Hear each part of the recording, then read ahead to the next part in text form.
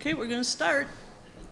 I just want to welcome everybody and thank everybody for coming. Hope that you get enough to eat, and feel free, they'll be bringing coffee around for you. But I just want to welcome everybody and introduce the council. We have Dave McClung hiding over here in the corner. We have Fran Holmes in the back. And we have Steve Scott over there.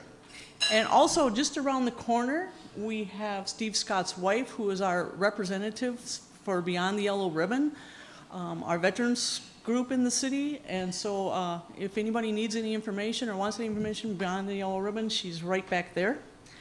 I'd like to introduce, not Dave Peralt right now, how about Sue Polk, our city administrator, or our city, sorry, I got that, our public works director, Sue. Stand up, Sue. Oh, you were. Sorry.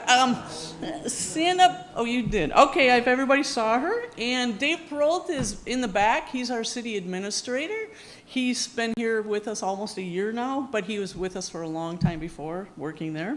We have Gail Bauman, and she is not here. Oh, she's at a conference. She's our finance director, and she's doing a great job, a wonderful job. And we have a new engineering tech who is starting October 1st. His name will be David. He will be helping Sue because, as you can see, all the projects across the city have pretty much been a wear and tear on her all year with all the issues going on with the roads. And we have Dawn Skelly. She's way in the back. She's our new communication person. She's the one who's going to be doing our website, upgrading it, working on the newsletter. She's just doing a great job. And we have Jolene. Jolene's our deputy clerk who makes sure we all follow the rules of the law and does a wonderful job doing that. So I want to welcome everybody. We also have MnDOT staff here. You guys can introduce yourself later, because they'll be speaking and telling you their road construction projects. And we have Ramsey County here. And we also have a member of the National Guard, the Office of Defense. Mary is here. She doesn't have a slide, but I'll be talking about the new readiness center for the Red Bulls. It's a brigade, oh no, it's not a brigade headquarters, sorry. Not being military, I don't have, it's a division headquarters for the Red Bulls that will be going up on TCAAP up there where the National Guard is off of Hamlin. So that's a really big thing for our city too. 34th Interdivision. Thank you, Steve. This year we're going to do something a little different. We're going to, instead of asking questions from the mic and interrupting the speakers and stuff, we're going to have, we all have index cards on your tables. So we're going to ask you to write your questions on the cards, and then we'll answer those at the end. Sorry, it just gets, we have so many slides and we want to get so much information down to you that we want to do it fast. So our last 15 minutes we're going to do for slides. I'm going to go kind of fast because, again, we have more than 40 slides and we want to get you out of here on time and not bore you. So the first slide I have is about the TCAAP update. Right now, most of you know that we're partnering with Ramsey County and Alatus to develop the former Twin City ammunition plant. Nothing has really changed on that. TCAAP is still planning to go ahead with retail, office, and light industrial, a town center, neighborhoods with architectural features, a variety of housing options that will serve a multitude of young families, empty nesters, families, and seniors. We also have trails and parks that will be going in up there and other site amenities. We're still continuing. The city just got into the negotiations in May with Alatus and the county, so we are looking at hopefully finalizing a master development agreement this year, which would have every single detail in it for us to follow and for the development to go forward. A public forum for TCAAP, since there's so much stuff going on, we really need the residents' input about taxes and how to pay for stuff. It's going to really affect us. So we are having a public forum November 15th, and it will be at the Ramsey County Maintenance Facility, the Marsden Room. We've had several other meetings there, so hopefully everyone will know where that is. And we're trying to get feedback on that. Also, in the original agreement, the developer had given the city a 1.6 acre site for a civic use. And we formed a committee, and the committee was formed from 2 members of each of the existing city committees. And they are looking at different processes or what we really need in our community, what we're missing to come up with an idea for that building. The developer has now come forward with some other ideas, so we are busy working together to come up with ideas, and we're hoping at the November 15th meeting you come up with your brainstorming ideas on what you'd like to see happen in Arden Hills. Once the MDA is signed, there's going to be site work starting, mostly the grading, and then next year then would follow with the infrastructure and construction in 2019. That would be the big major roads. And then commercial development would probably start in fall of 2020. There's a lot that has to be done on the grading, and there's lots of land that has to be moved and dirt, so it takes a while. Those of you who've lived on a street project knows nothing happens that fast because of it. Fran will be giving our next part of the presentation. Oh, there you are. Didn't see you. You moved. Good morning, everybody. My name is Fran Holmes from the Arden Hills City Council. I'd like to personally welcome everyone who's at this event today. I'm going to be talking a bit about the new and expanding businesses in what we affectionately call current Arden Hills, what's going on right now. The first one I wanted to talk about is the Land O'Lakes expansion. Land O'Lakes is our large Fortune 500 company, now ranking 216, headquartered in our city, so we value its presence here in Arden Hills. And Land O'Lakes in May opened up its second building on its campus, and the campus is located on Lexington and County Road F, which everyone affectionately knows as the closed road, but that will be ending soon. We'll hear about that later. The building provides a collaborative, efficient workspace, and there's now room on the campus for 2,000 employees. The building constructed a 4-story, 155,000 square foot office building, and the new site is very up to date. It includes on-site daycare, wellness and fitness centers, a newly remodeled credit union, a cafeteria, technology assistance, and other amenities for their employees. So we're real pleased about that. Another expansion we have is the expansion that you've been seeing up on Lexington and Red Fox Road, the Lexington Station Phase 2. That will be completed by the end of the year. This will include a 17,000-foot multi-retail and office building, which will include a number of restaurants. One will be Old Southern Barbecue Smokehouse, and we will have Pancheras Mexican Grill and Orchard Vietnamese, so a variety of restaurants up there. There will also be some businesses, including State Farm Insurance, Club Pilates, Fitness Center, and Pet Evolution, which is a grooming and supply store with dog washing stations, so that will be fun. Lexington Station is owned and managed by Roberts Management Group, and this is the second phase. There will also be 2 more phases. Phase 3 is in the progression that will include another multi-tenant and sister building, and we'll look forward to seeing what Phase 4 will be in the planning stages. In September, Roberts Management at the Lexington Station had an open house with family fun activities. The next one is a new and expanding business, and that's our Health Partners Clinic, which is up on Northwoods Drive, just south of 694. They've expanded their facility, and they now include additional patient rooms, ultrasound, expanding specialty services, including adult and pediatric dermatology and pediatric endocrinology.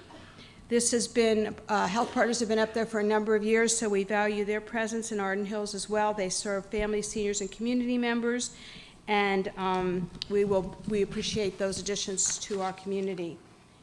Right around the corner here, we have the new Dunn's Brothers, which is opened west of Lexington here on County Road E as well, and it's a new coffee shop, 4,200 square feet, which includes a drive-through, conference rooms, a family area, and an outdoor patio. We're always pleased. The coffee shops in every area are so popular, and this one is getting to be a new destination for the students that love to go to coffee shops, as well as all our other residents. And one of the unique aspects of this particular business, coffee shop, is that there are coffee beans roasted on site for people to purchase. We're just starting to see some activity at the Marriott Spring Hill Suites, which would be our new hotel up by the Health Partners Clinic, also on Northwoods Drive, south of 694. It will include 139 suites, an indoor pool, a fitness center, and a business center. And the building permits have been secured, and we're hoping that groundbreaking will be starting, and it'll take about a year to build once the groundbreaking is done. So we're looking forward to that. We have two more areas where we've had expanding businesses. Two of our corporate campus areas are growing and being filled up. Right west of here is the North Park Corporate Center. It is now full, and it recently signed its last tenant, and so this is an area where we're going to have a lot of activity and traffic, and so we're looking forward to that. There's a health partner clinic and some other businesses there as well. And then finally, we're excited about up at the Old Smith Medical Building on 1275 Gray Fox Road. We're now having a new business called EntryCon. Its headquarters in Arden Hills. It's recently added 30,000 square feet for manufacturing, and this expansion will include robotic assembly of medical components and systems, an expanding company molding business, and includes body-worn devices such as hearing aids. So we're looking forward to their presence now here in Arden Hills, and so there's a lot going on, as Councilmember Holden said, a lot going on in the city. With the economy booming, we're seeing all sorts of activity. So now I will turn it over to Dave for, Councilmember McClung to talk about his presentation. Thank you. Thank you, Fran. Councilmember Holmes. Good morning, everyone. Thank you for coming. I'm Dave McClung, one of your city council members. Just wanted to thank you all for being here, and thank you very much for Tavern Grill for hosting this. They are a wonderful asset to our community, so thank them on the way out. I have two very exciting topics to cover with you today. Civil defense sirens and budget and finance. So you may want to shift in your seats a little bit. They're page turners. So we have had this year an important update for our civil defense sirens, our emergency siren updates. 4 sirens were replaced in 2018 with 2 upgraded sirens. They are located at 4250 Old Highway 10 and Arden Place and Snelling Avenue. Sirens on Ingerson Road and New Brighton Road were eliminated. Now, there's new technology which allowed coverage to be expanded from to cover the entire city from these 2 sites versus the 4 sites we used to have that didn't cover the entire city.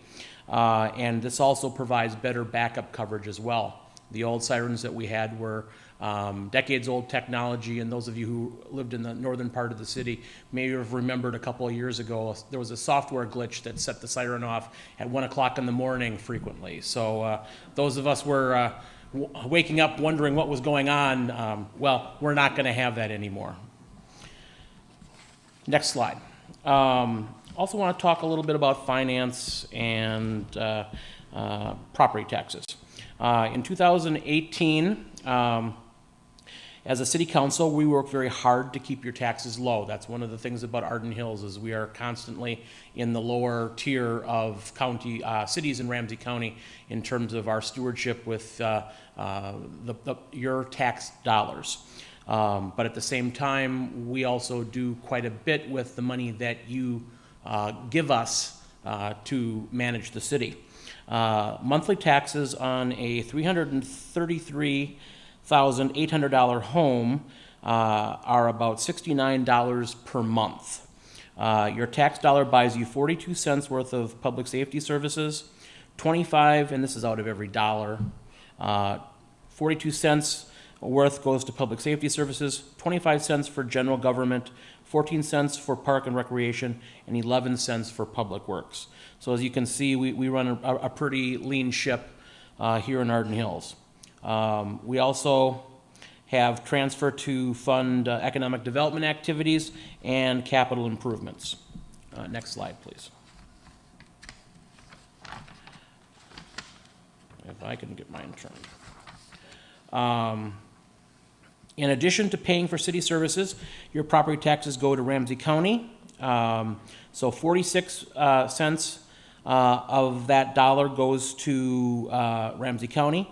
The Mounds View School District or the Roseville School District, depending on where you live in the city, which district boundaries you are in, account for 25 cents of the dollar. As you can see, 22 cents comes to the city of Arden Hills, while 7 cents is sent to other agencies. And you can see from the graphic up there, it kind of breaks down the county's portion, the city's portion, the school district's portion, and other agencies, Metropolitan Mosquito Control, Metropolitan Council, things like that. I want to talk just briefly about our 2019 budget. The 2019 budget will be finalized in December following the annual Truth and Taxation hearing. That's going to be at our first council meeting in December, and I hope you all come out and listen to the presentation and get some information about how we are spending your money, proposing to spend your money in 2019, and we, the City Council, want to hear from you. The city has set a preliminary levy increase of 5%. Arden Hills is one of the lowest tax rates, as I said, in Ramsey County, but also in the Twin Cities metropolitan area, so that says something about us. We're adding, because even though we are small, we are continuing to add programs and activities for a city our size. We do pack quite a bit of punch in. We're adding 2 new staff positions this year, including a recreation programmer for our growing Parks and Rec program, which is important for both our kids and our seniors, and a senior engineering technician to assist our Director of Engineering and Public Works, because as Councilmember Holden said, our Public Works Director, Sue Polka, has been doing a fantastic job, but with everything that we have going on in the city, you know, she needs some assistance. In order to meet demands for our street maintenance, we've also added an additional $100,000 to that budget line item. We want to be good stewards of the roads. When you pay an assessment to help us put the roads in, we want to be good stewards of trying to maintain and keep those roads up and make them last as long as we can possibly do. Lastly, the Ramsey County Sheriff's Office is incurring additional costs. As you know, we contract for services with Ramsey County for our police protection, with Lake Johanna Fire Department for our fire protection. So we don't have our own police department or our own fire department and have all those costs. We share the costs among multiple cities by contracting with those agencies. That being said, there are some cost increases for the Sheriff's Office this year, and that is reflected in an increase in our contracted fees that we have to pay. And with that, I think I missed a slide.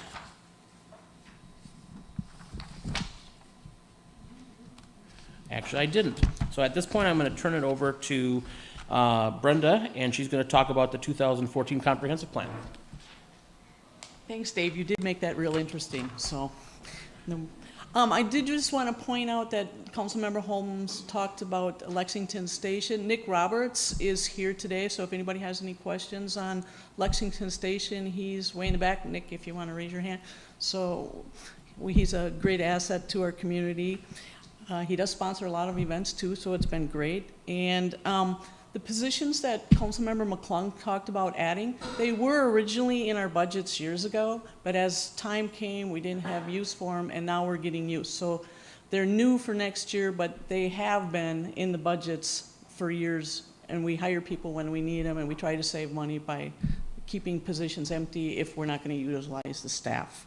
I want to talk about the 2040 Comprehensive Plan. Every 10 years, and what the Comprehensive Plan really is, it's land use in Arden Hills. So every 10 years, cities in the metropolitan area that are under Met Council have to update their comprehensive plans in alignment with what the Met Council's regional development plan and Thrive is. So if Met Council has goals for us, we need to make sure that's covered in the comprehensive plan.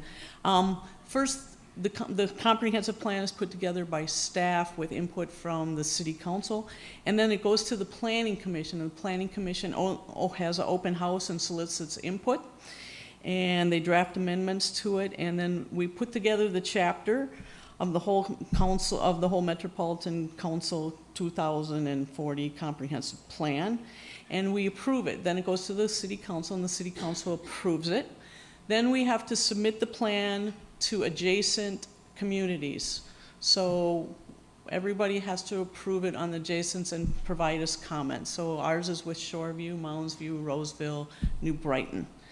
And after we get their feedback and everyone else's feedback, it goes to other entities too, like Sheriff Department and stuff.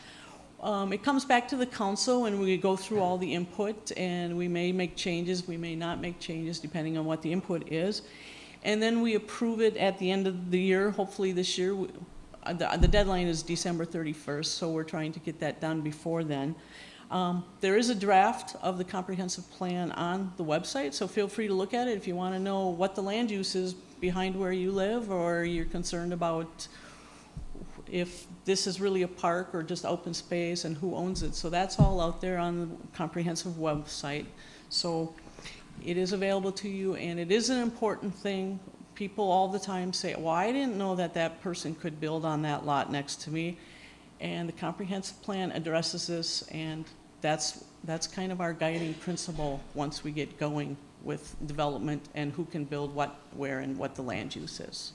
So next is going to be Steve. Councilmember Scott. Well, good morning. My name is Steve Scott. I am the newest member on the council. Prior to coming on the council, I was on the city's Parks, Trails, and Recreation Committee for approximately 8 years. We call that the PTRC. That's a volunteer group of community members that serves as an advisory role to the city council. And with us here today is the chair of our PTRC, Mr. Rich Stroman, way in the back.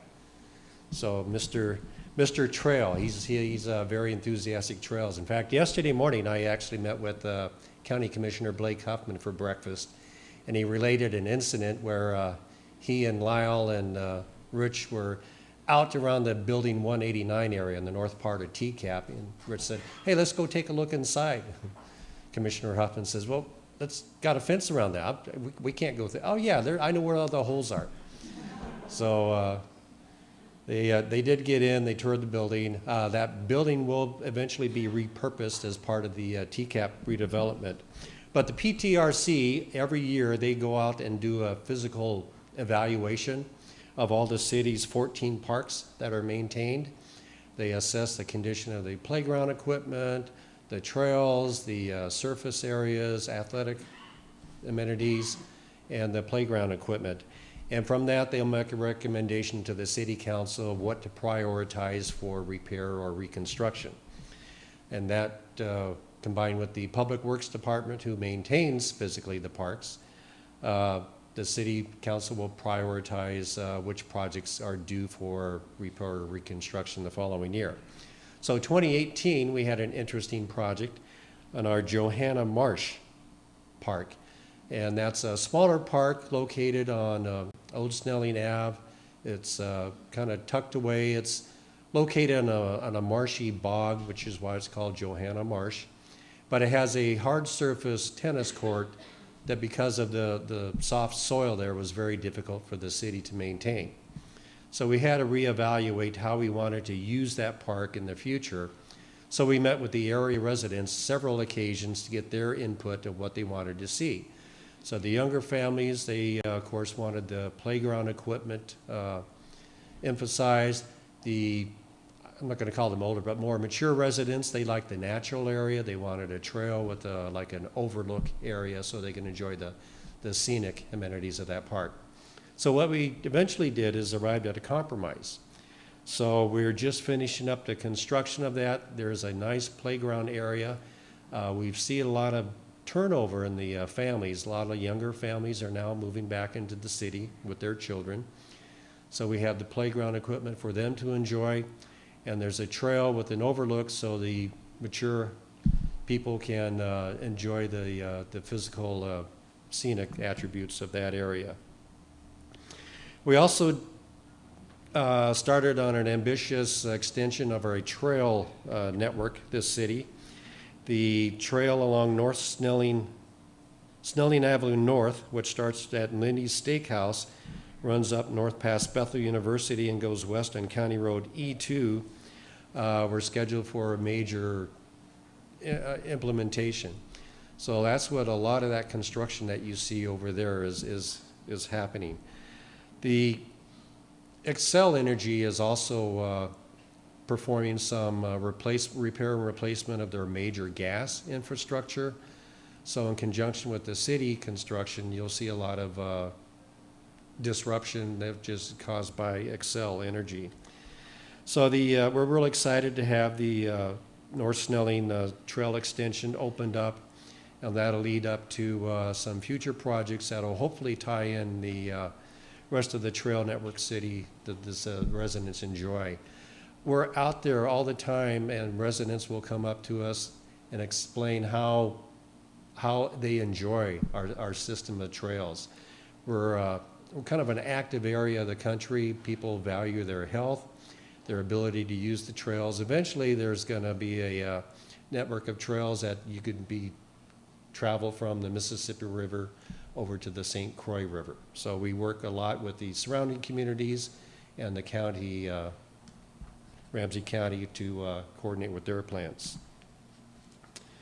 So next up, I'm going to call up Councilmember Fran Holmes again. She's going to update you on the best methods of how to contact city staff. So.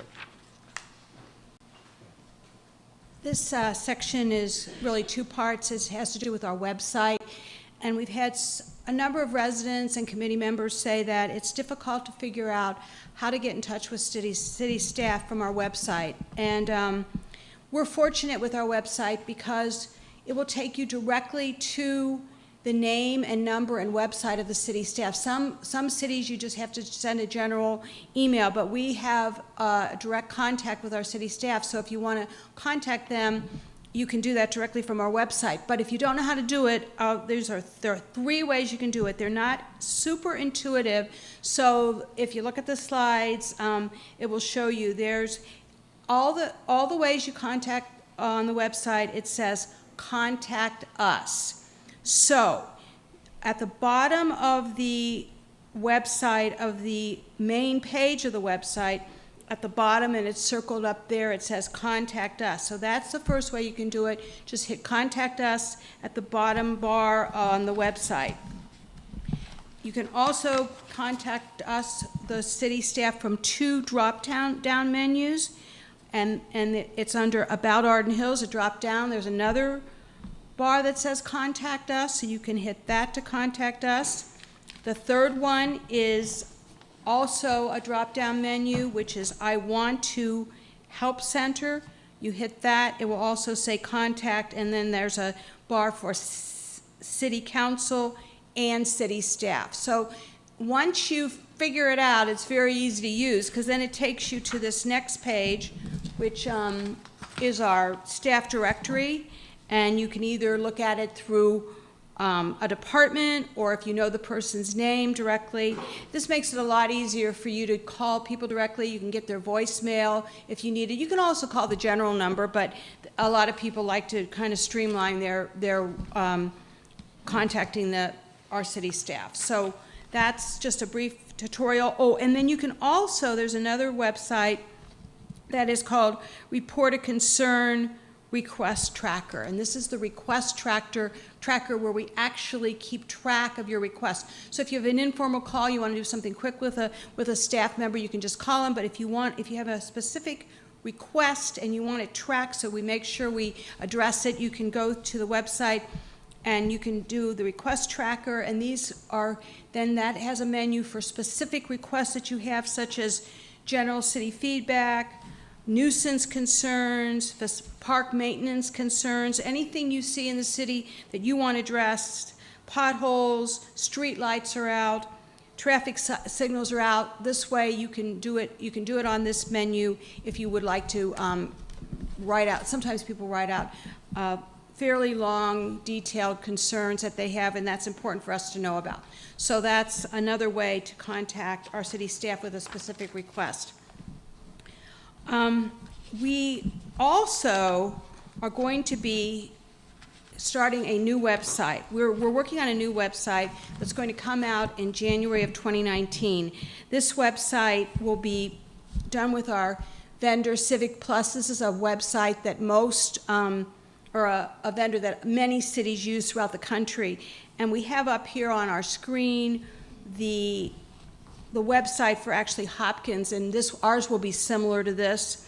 Our website was last designed back in 2012, so we're updating it. Just like all technology, things need to be updated on a regular basis. And it should have easier navigation, more intuitive, and it'll be for our important audiences, which are geared towards the residents and our businesses, our individual residents and our business residents. It will be easier to complete certain tasks. People are using the website a lot for paying their water bills and for paying, signing up for programs for youth and park and rec programs. So that will be part of what we're going to be enhancing on the website. It will also be more usable for mobile sites, mobile use, such as your phone and tablets, not just for computers. So it's going to be specially designed so that if you get on with your phone or your tablet, it'll be easier to use. And it will meet the Americans with Disability Act requirements, which is important as well. And so this website will go live in January, and our web address will remain the same, cityofardenhills.org. So now I will turn it over to you? Steve. Councilmember Scott, thank you.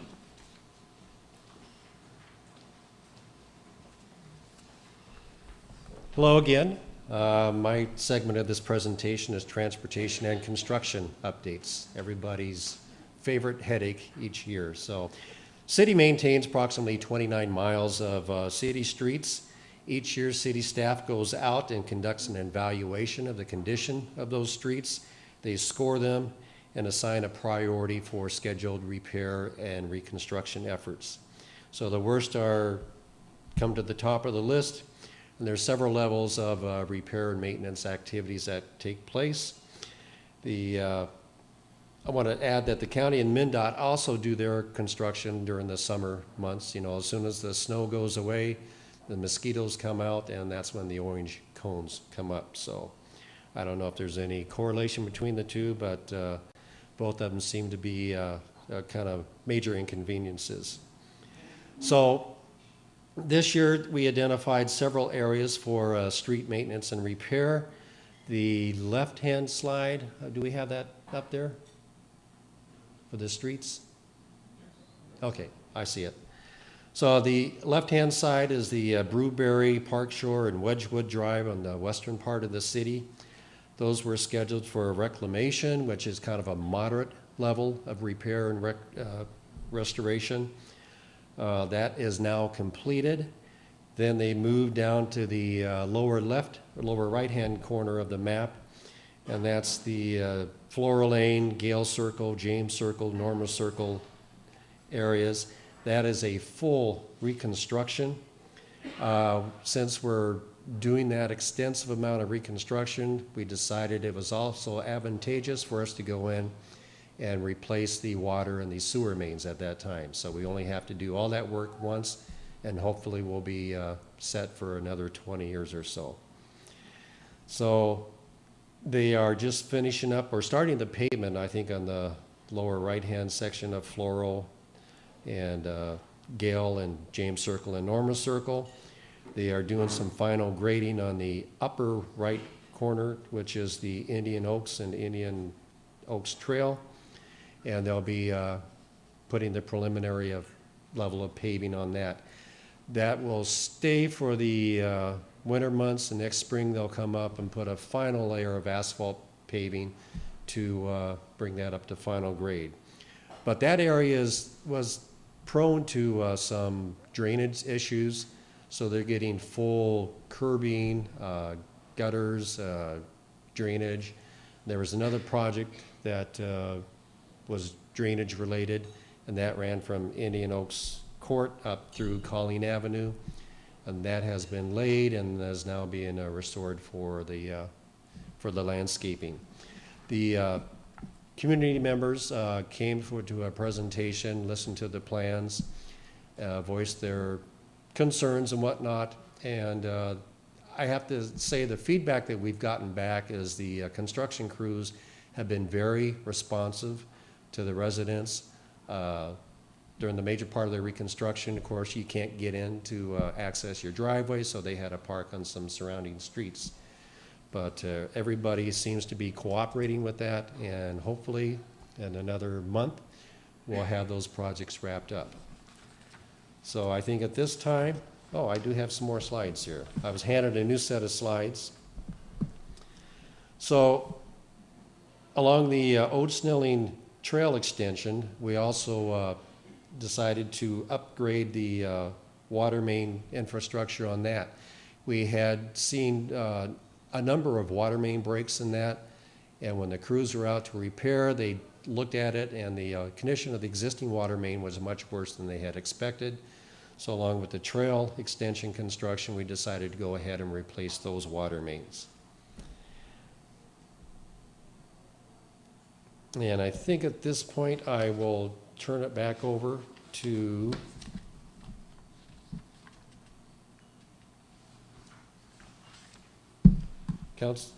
Mayor Pro Tem Brenda Holden. And I'd just like to say that the new Blacktop Trail, there's a new Blacktop Trail on County Road E from Freeway Park to Snelling. Old Snelling from County Road E to E2, that's been finished up. They're just in the last parts of cleaning up the mess. And County Road E2, Cleveland to New Brighton, we kind of had small segments that weren't all put together. So now we have one continuous sidewalk in this area. And coming up this fall, we're hoping to replace the old Snelling Bridge. When you're trying to take Snelling to get, or when you're trying to take Old Snelling to get onto 51, there's a bridge there that isn't up to par, and we're going to replace it, and we did get a couple grants to do some of the work on that, so that will be happening this fall. I believe, Sue, is it this fall or is it, yep, still this fall, so that will be, don't plan on taking that for a couple weeks because we have to dig up the old culvert and replace it. So right now, I just want to tell everyone too that every 3 years we go around the city and we do videotape, stick a camera down into the sewer lines and videotape the sewer so that we know what the extent of, if there's roots in there, if there's damage, and we make sure we do that every year. And we've been in a really extensive lining of the sewers.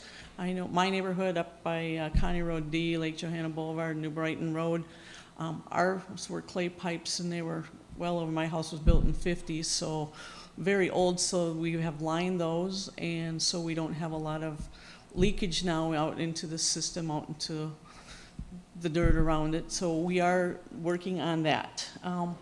Right now, if anybody has any questions for city, they're going to come around and collect the cards, so feel free to write those cards up, and we'll get those collected. But next we're going to go to MnDOT. Mark Lindberg, one of our favorite MnDOT guys, he's got all the answers, so he likes it. Here's your... Awesome, thank you. All right, thank you. Yes, I am Mark Lindberg with the Minnesota Department of Transportation, and I'm just going to talk briefly about a couple of fun and exciting things that, as residents of Arden Hills, you'll get to experience for the next few years. First, I'm going to talk about a project that you've seen before. I think I've brought it forth the last couple of years that we've been here. It's the construction project where we're going to add a second exit lane from 35W southbound to go east onto US 10. I got an overview of the project right there. You really can't see a whole lot of it, so we'll be zooming in on it. but I wanted to show you kind of the whole magnitude of the project. As a part of the project, right, MnDOT's going to be doing the roadway work. Included into that project, the city is going to be replacing a water main and then repaving the frontage road on the side of the road, kind of in front of Big Ten and the manufactured home community, and then the homes there. And then that project's slated to be let in November. Construction will begin in the spring of 2019. So as we zoom in on the picture a little bit, you can see where if you're headed southbound on 35W, we're going to widen that ramp, include 2 lanes as you come off of 35W, come up around the curve. I'll wait for the picture to come back. Connect in with County Road 10 and get ready to go over 35W. As we proceed to the east, there'll be 3 lanes of traffic now in that eastbound direction. We're also going to be constructing a right turn lane to exit off into Scherer Brothers that exists today.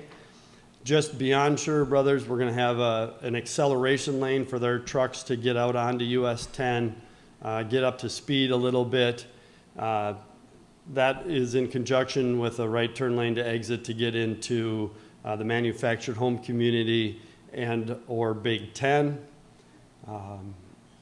Then as we look at the third and final slide for that project, we're constructing a right out from Big Ten onto US 10.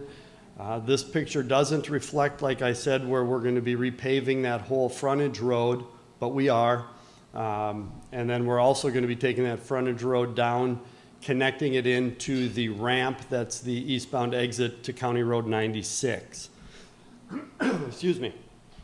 So that is that project. Again, that should all be done in 2019.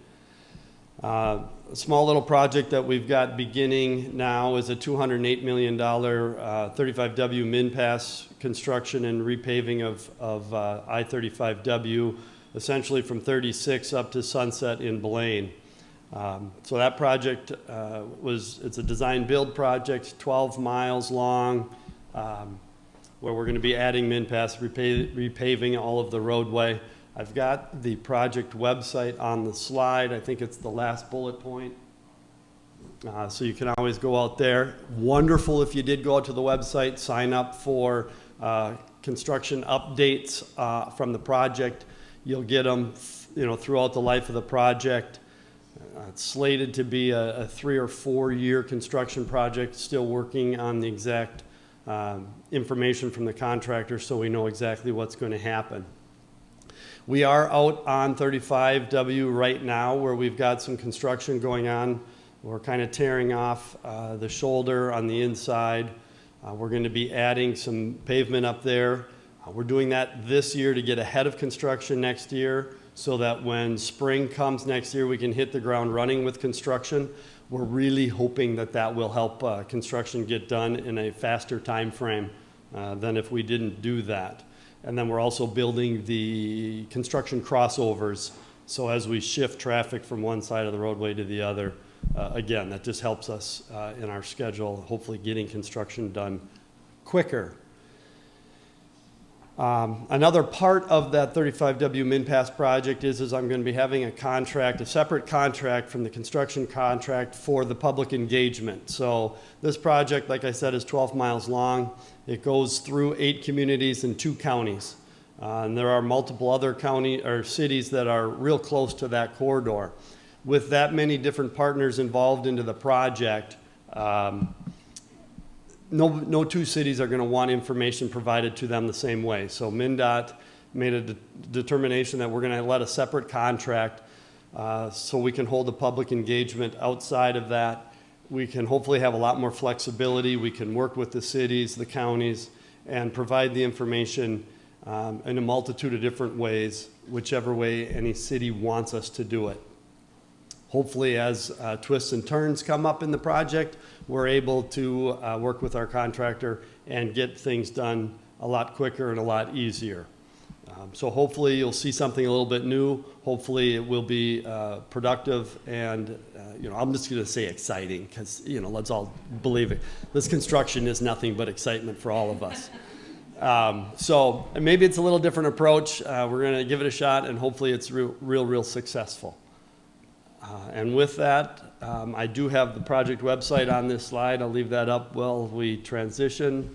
If I give it back to you to move on. Thank you. And Mark's here, and he's sitting right back there, so after the meeting, if any, you all know what he looks like now.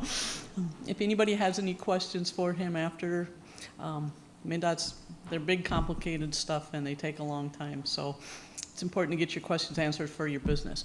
Next will be Ramsey County presenting on theirs. Sorry, I have to take my glasses off to read, and I don't want to put them on and off, so obviously I'll let the gentleman, he's new to Ramsey County, and we're really looking forward to working with him. Thank you. Good morning, Ted Gennaker, the new Ramsey County Public Works Director. For those of you that have been with engaged in the city for a while, you probably remember Jim Tolis. Jim Tolis was the Public Works Director and county employee for over 40 years. So Jim retired at the beginning of this year, and so I've got about 9 months under my belt here. So I appreciate the opportunity to come and talk to you about some of the transportation projects that are going on in Arden Hills here. So again, new guy, I get to look at things, I get to understand things. Just little background tidbits here. It shocked me for a community as small as, relatively geographically small as Arden Hills is, we have 15 distinct county roads. So we have a pretty significant transportation impact within your city. On those roads, anywhere from 1,000 to about 27 to 28,000 vehicles per day. So you get on some of our smaller county roads out there up to our County Road 96 or Lexington Avenue that are pushing high volumes of traffic through your community.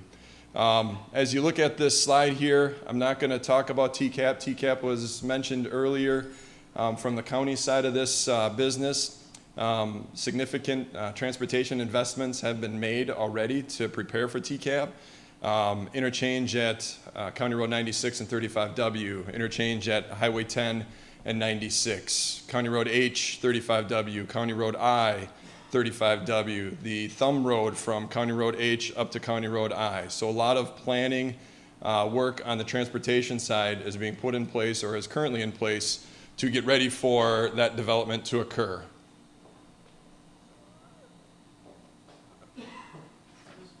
Am I pushing buttons? There we go.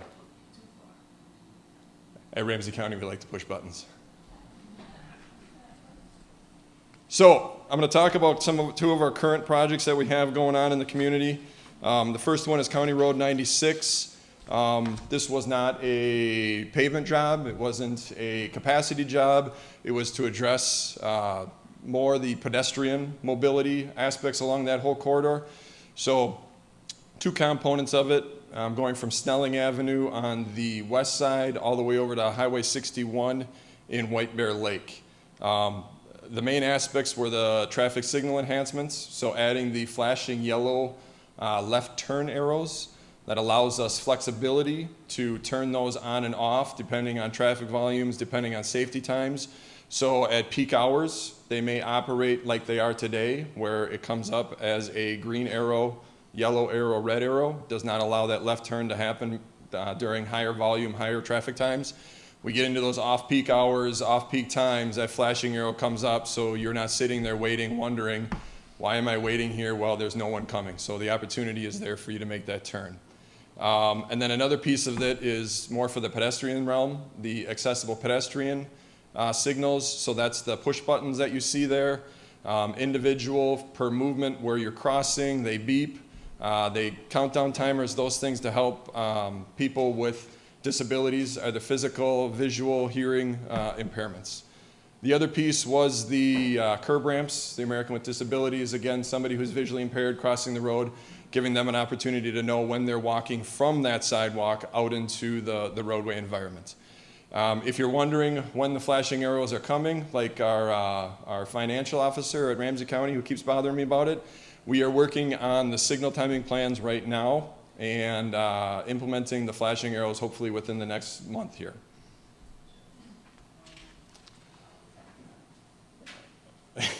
We've heard a lot of comments about County Road F. This seems to be the hot topic out there. Yes, we know it is not open. Yes, we want to get it open as quickly as we can.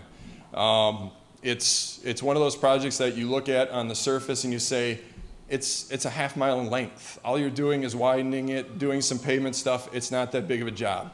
I equate it to once you start doing work in your house, you open up the walls and suddenly you start finding out what's behind the walls. That was a little bit of what this project was. A lot of coordination with private utilities.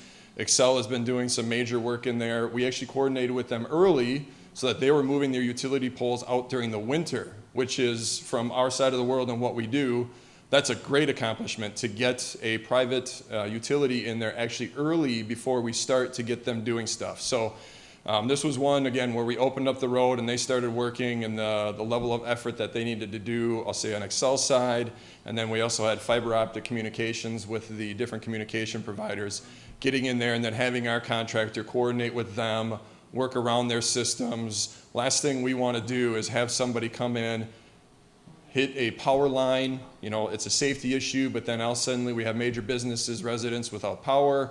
We have communication lines go down, so our contractors being very thorough and very deliberate in their activities around there.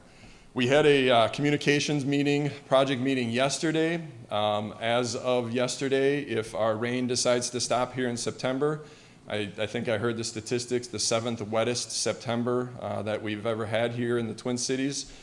Kudos to us for getting nice aquifers back refilled, but that doesn't tend to help construction projects, especially when your soils are made of clay. It tends to turn the soil to mud, not good working conditions. But we are anticipating they should be out doing the concrete curb and gutter concrete work here next week. What comes after concrete work is the paving work. We are anticipating mid-October here having that road back open to traffic. So great for the businesses, great for residents who are trying to who use that route to get to and from home or businesses or activities. I know I do. I'm ready for it to be open too. So we're looking forward to that coming soon. Let's talk about future projects. This is the big one. This is the big one that we have in our transportation improvement plan. We've been talking with city staff at Arden Hills and Shoreview about this. We've just selected a consultant to begin the project development process. This is Lexington Avenue from County Road E up to 694. Big potential impacts of that construction. But it's work that needs to be done. We got growing congestion happening in the area, looking at access management, and again, what are the safety options for that roadway? The pavement condition, again, you drive down it, it doesn't look that bad, but we are getting some significant rutting with the volume of traffic that's out there, with the truck traffic that uses that to access the retail businesses up there. And so we will be starting that process here very soon once we get that consultant on board. We are going to have major public involvement, public engagement, stakeholder engagement for this project. We know that, again, this is a heavy retail corridor with a lot of people coming in and out of it. We want those businesses to be successful during construction, after construction. So we'll be working closely with those businesses in there, with future developments that are coming in, to make sure that we are looking at everybody's needs in that corridor. And then on the smaller side of this, similar to the city, we have a pavement preservation program. We look out 5 years in our transportation improvement program. We identify projects or roadways that are starting to show that deterioration. It's pretty flexible, actually. We identify them every year, we assess them. Actually, this past summer, we have a van that drives around that goes out and does that assessment for us. We do visual assessments. We re-examine that every year because one winter to the next can significantly change a road. And so right now we have 2 roads identified within that 5-year program. The first one is Old Snelling from Highway 96 down to County Road E, and the other one is County Road D, basically down on the city's southern border down there. The one other item that I don't have in here, and it was referenced, we are starting to work with the city on potential intersection improvements at County Road E and Old Snelling there, right by Lindy's Steakhouse.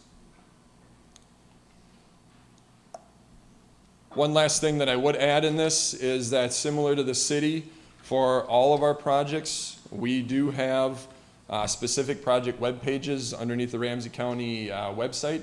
I would suggest you go there. That gives you some project information on what's occurring, when it's occurring, potential detours, potential impacts.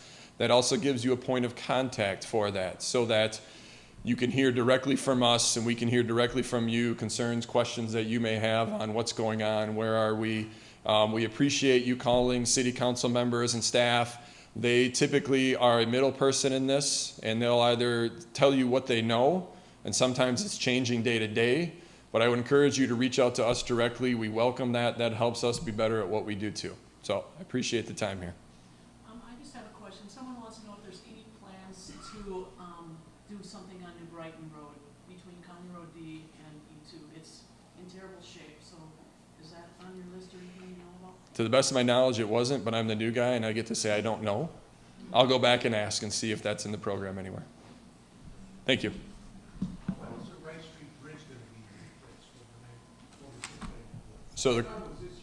So the question was, when's the Rice Street Bridge over 694 going to be replaced? We should be letting that contract here in November, getting construction starting early next year. Yep. So I'm going to call all of the council up to answer questions. Since this is a joint project, we each get a little segment. But the one thing I wanted to bring up was the National Guard, the 34th Infantry Division headquarters. It's going to be 136,000 square feet. It's going to include an assembly hall, an auditorium, a ready bay, an outdoor ceremonial center, commander suites, classrooms, and it's going to be about $50 million worth of building that they're putting in our community. And with the Red Bulls are thousands and thousands of people, so it will make a major impact on our community. And again, yellow ribbons around the corner. We need to support the veterans that will be in our area. So the question that someone had asked was there any plans to upgrade New Brighton Road? Whoever asked this question, if they contact me afterwards, I will make sure that Ted gets back to us and then I can give you that answer.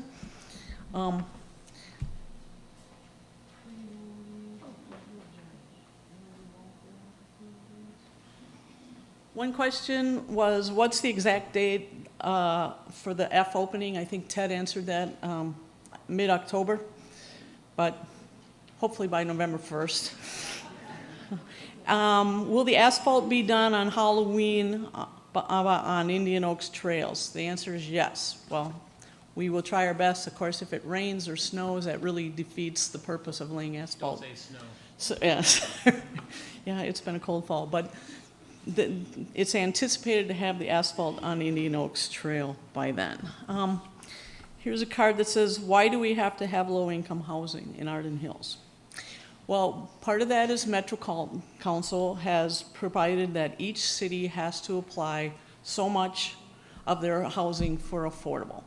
And part of it is that society we have people that work in, they're not minimum pay anymore, but lower income jobs that are doing 2 to 3, 4 jobs to make it by, and they need a place to live.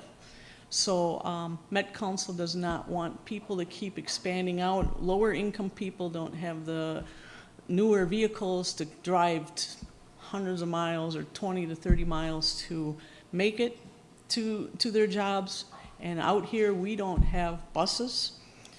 We fight every year with Met Council to get buses out here, but it's a Met Council rule. If anybody has an issue, they should call Met Council. We do what we're told, and we're happy to. I mean, my whole neighborhood, the County Road D neighborhood up there, those houses all are affordable houses according to the Met Council rule. In our city, I think it's a house that's valued at $235,000 or less is counted as affordable. Could be up to $250 now. Don't quote me on that.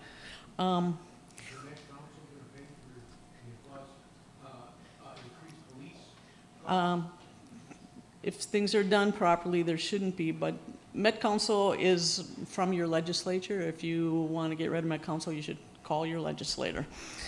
I know councils had their opinion on that, and individuals had their opinion. And why aren't the codes being enforced after people complain? We try, Arden Hills tries, we have one code enforcer. We try to do that.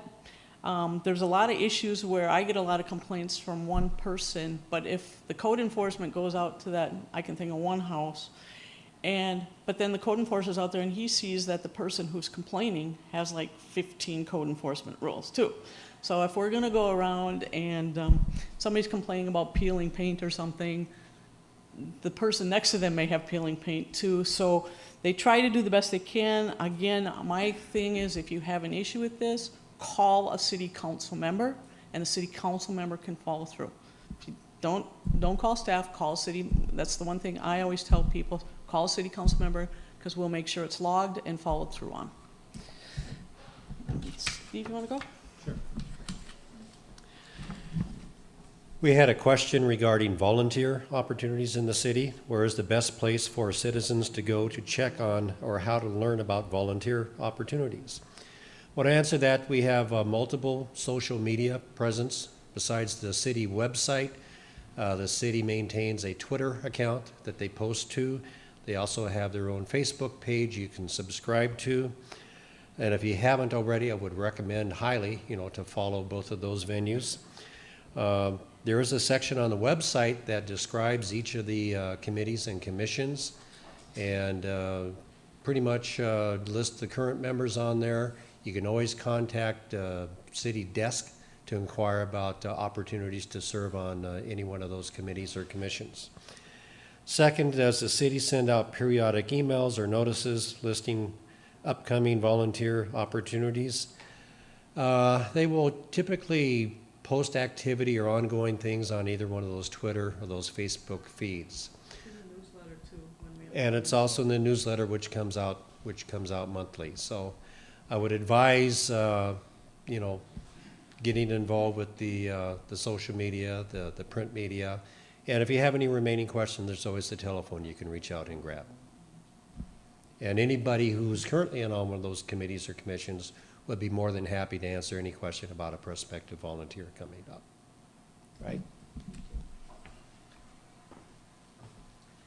Okay, I have two related questions regarding transportation. First, we kind of already touched on this. What bridge is being redone in the old Snelling County Road 51 exchange? So that is the current bridge. It's kind of hard to tell you're going over a bridge, but you are. Just north on Old Snelling from 51, there is a box culvert that is a bridge that is, as Councilmember Holden mentioned earlier, deteriorated to the point where it needs to be replaced. The city, for many years, attempted to get grants to assist with the reconstruction of that, and we were successful, and that will happen, Sue nodded, this fall will begin. So I think, did I answer the question adequately to whoever had it? Okay. And second, related to this, and Ted kind of mentioned the north portion of this, will you be upgrading the blacktop on Old Snelling Avenue next to Lindy's Steakhouse?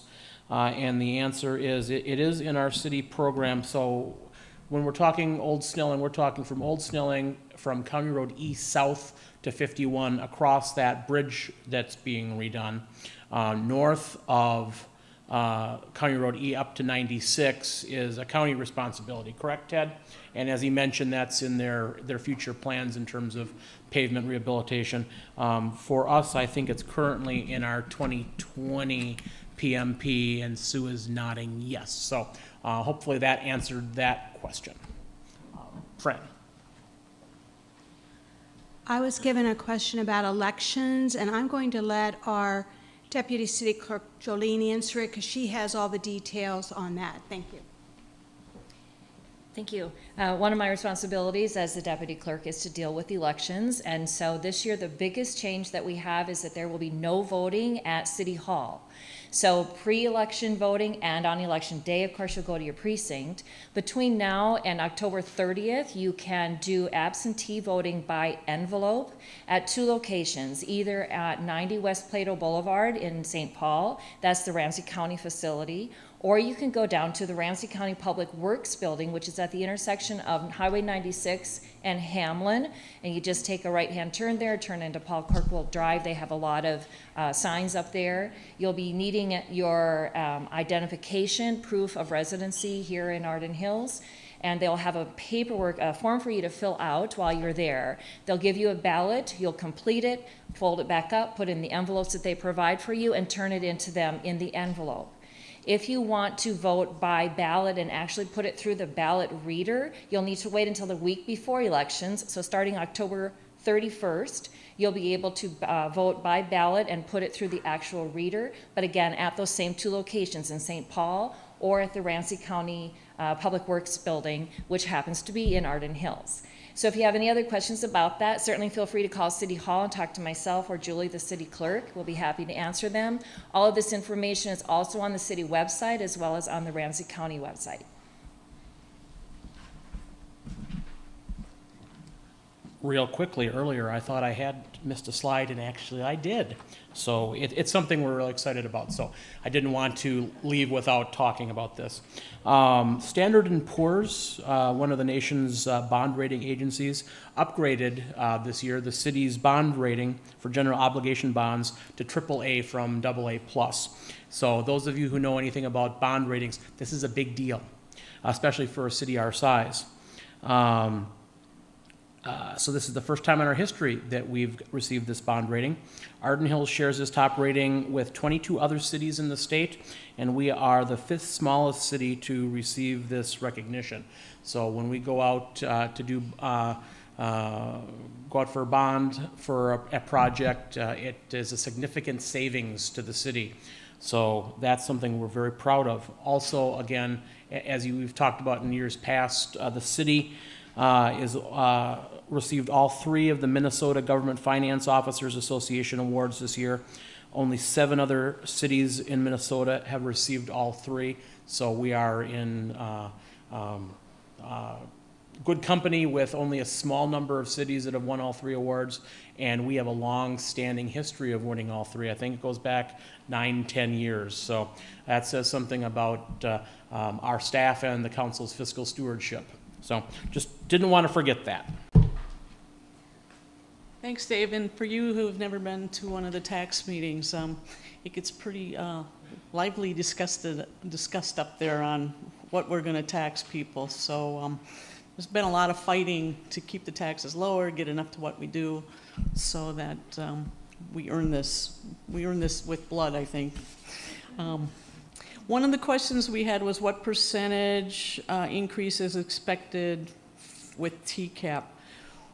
TCAAP is, we are estimating a 60% increase in tax base. But if you run a city, it's different than if you run a county. Running a city, we have to supply all the maintenance work. We have to supply the maintenance to the parks, the roads, the sewers, the water, policing, everything that you think of on an everyday basis. So when you start thinking about an increase in your tax base, it just means if you need $100, you have those additional people to get that $100 from. Usually running a city is a break even. Commercial pays a little bit more in taxes, in property taxes, than they spend. Residents usually pay a little bit less. So having TCAAP there, I mean, I always say, well, Minneapolis and St. Paul should be the wealthiest communities around, but they get all that state money and stuff. But again, it costs us money, and we try to break even, and our increases every year in the levies has to do with staffing, insurance, increases in, what? Safety, yeah, so public safety and everything that has to go back to the human people getting raises and making sure they have insurance. So as far as dollars, we have no idea what kind of dollars we will be getting yet. It's supposedly a $700 million build-out project. But that's it. I just want to thank everybody for coming. I really want to thank Ted for coming and letting everybody know who you are now, so we know who to call and complain, and feel free, you've got his name. Mary from AHATS and the Department of Defense, if anybody has any questions, she put the brochures out right up here. If you want to see what the readiness or the division headquarters is going to look like. And this is going to be a change for the Red Bulls. They've been in Rosemont for a long time, so we really need to make them feel wanted here. Thank to Mark. Mark always likes to come and do these presentations because we know we love road construction.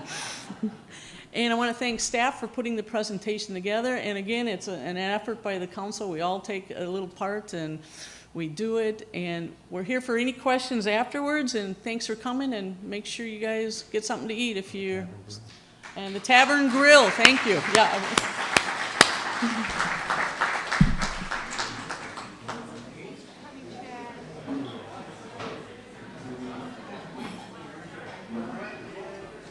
Sorry, I thought you